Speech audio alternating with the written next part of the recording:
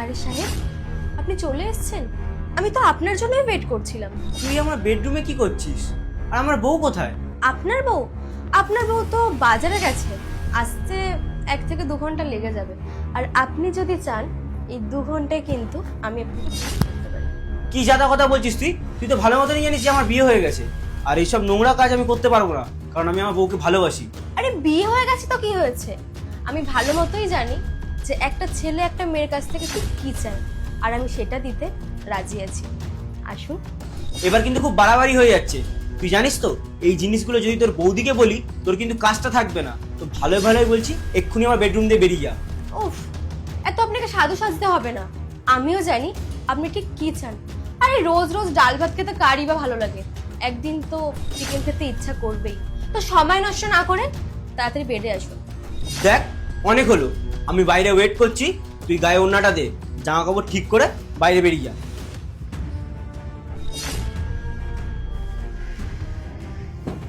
Madam, দেখলেন তো, অতবার বললাম তা মানলই না। আপনার হাজবেন্ড কিন্তু আপনাকে খুব ভালোবাসে, আপনার প্রতি প্রচন্ড লয়াল। তাই তো দেখছি, কি সুন্দর লয়ালিটি টেস্টটায় পাশ করে গেল।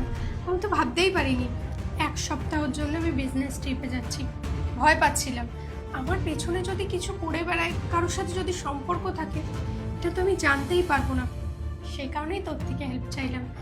কিন্তু আজকে আমি শিওর হয়ে গেলাম আমার হাজব্যান্ড এইসব ব্যাপারে কোনোদিনও ভাবতেই পারে না। খুব সৎ মানুষ। আপনি এবার পুরো শান্তিভাবে কাজে যেতে পারেন। আপনার স্বামী কিছুই করবে না, এটুকু ভরসা তো এবার হয়েছে, তাই না? ঠিকই বলেছিস। তুই যা, গিয়ে কাজগুলো কর, আমি ব্যাগটা প্যাক করি, আমাকে আবার বেরোতে হবে। ঠিক আছে। হ্যাঁ টাটা, সাবধানে যাবে।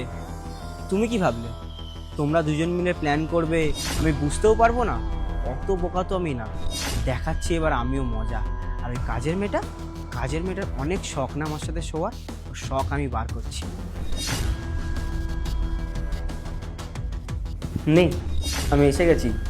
আরে দাদাবাবু, আপনি এখানে কি করছেন? আমি এখানে কি করছি মানে? তুই যেটা চাইছিলি সেটার জন্যই তো আমি এলাম।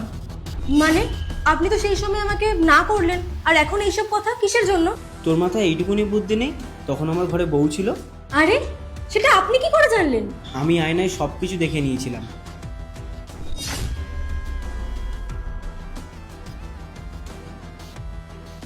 ছাড়, সময় নষ্ট করে লাভ নেই, চল স্টার্ট করি। আচ্ছা শুনুন না দাদাবাবু, আপনি তো এক্ষুনি অফিস থেকে এলেন, একটু ফ্রেশ হয়ে নিন।